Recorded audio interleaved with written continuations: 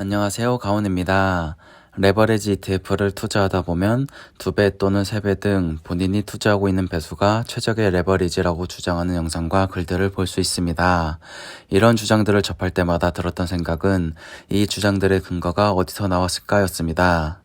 그래서 찾아보니 한 사이트를 알게 되었습니다. 바로 지금 화면에 보이는 사이트입니다. 사이트의 주소는 고정 댓글에 올려두겠습니다. 많은 영상과 자료들이 이 사이트에 올라온 자료를 가공해서 만들었다는 것을 알게 되었습니다. 하지만 많은 사람들의 주장과는 다르게 이 자료에는 최적의 레버리지가 있다라는 주장은 없었습니다. 오늘은 이 부분에 대해 자세히 다뤄볼 생각입니다. 먼저 자료를 살펴보면 각 지수가 시작했을 때부터 2009년까지의 자료를 가지고 계산한 것이었습니다. 여기서 한 가지 이상한 점이 있습니다. 바로 나스닥 100의 자료입니다. 나스닥 종합의 첫 발표일은 1971년 2월 5일입니다. 나스닥 100의 첫 발표일은 1985년 1월 31일입니다. 하지만 이 자료에서 나스닥 100의 시작일은 1971년으로 나와 있습니다. 처음 이 부분을 보고 났을 땐 이 자료를 믿어도 될까라는 의문이 들었습니다. 그렇지만 전체적인 내용을 보고 나니 잘 만들어진 자료라고 생각이 되었습니다.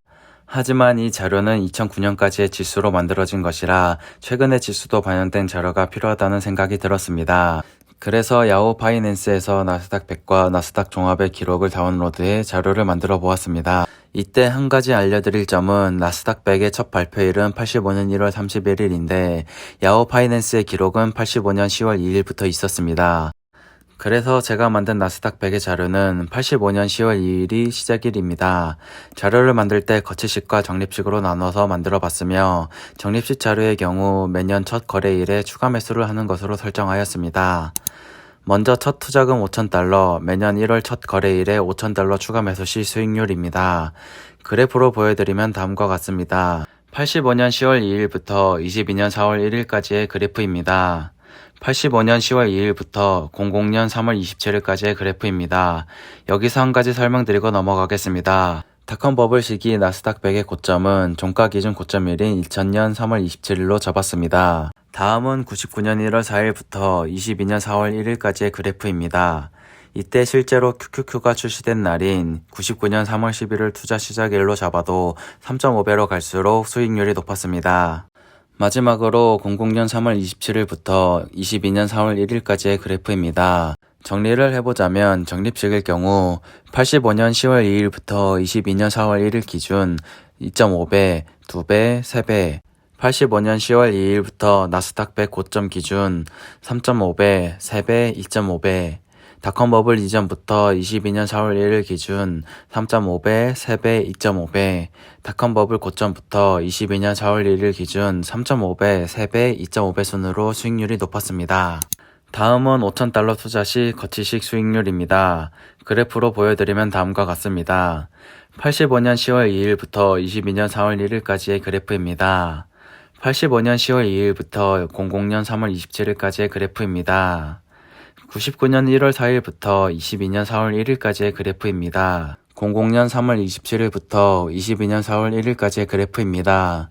정리를 해보자면 거치식일 경우 85년 10월 2일부터 22년 4월 1일 기준 2.5배, 2배, 3배 85년 10월 2일부터 나스닥 100 고점 기준 3.5배, 3배, 2.5배 닷컴 버블 이전부터 22년 4월 1일 기준 1.5배, 2배, 1배 닷컴 버블 고점부터 22년 4월 1일 기준 1.5배, 2배, 1배 순으로 수익률이 높았습니다.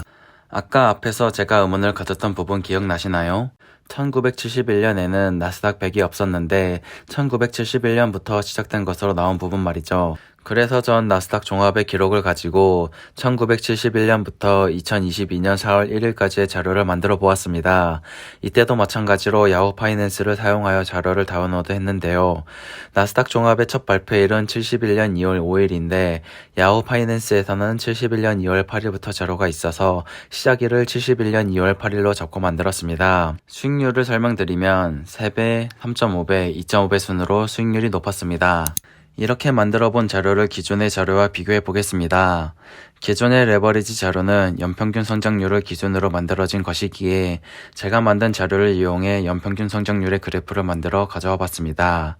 정리를 해보자면 적립식의 경우 71년 2월 8일부터 22년 4월 1일 기준 3배, 3.5배, 2.5배, 85년 10월 2일부터 22년 4월 1일 기준 2.5배, 2배, 3배, 닷컴 버블 이전부터 22년 4월 1일 기준 3.5배, 3배, 2.5배, 닷컴 버블 고점부터 22년 4월 1일 기준 3.5배, 3배, 2.5배 순으로 연평균 성장률이 높았습니다. 다음은 거치식의 경우입니다. 그래프는 잠시만 보여드리고 넘어가겠습니다. 거치식의 경우 71년 2월 8일부터 22년 4월 1일 기준 2.5배, 2배, 3배, 85년 10월 2일부터 22년 4월 1일 기준 2.5배, 2배, 3배, 닷컴 버블 이전부터 22년 4월 1일 기준 1.5배, 2배, 1배, 닷컴 버블 고점부터 22년 4월 1일 기준 1.5배, 2배, 1배 순으로 연평균 성장률이 높았습니다. 자료를 만들며 제가 내린 결론은 최적의 레버리지는 없다입니다. 또한 많은 분들이 근거로 활용하는 기준의 자료에서도 2009년 기준 대부분의 시장에서는 약 2배, 일부 시장과 시간 프레임은 최대 3배의 레버리지가 연평균 성장률이 높다고 나옵니다. 그러면서 마지막에 이런 말이 나옵니다. 이 기사는 최적의 레버리지가 약 2배라는 것을 증명하지 않았다. 과거에 2배가 좋았다는 것을 증명한 것이다. 미래는 다를 수 있다. 라고 말이죠. 즉 최적의 레버리지는 없습니다.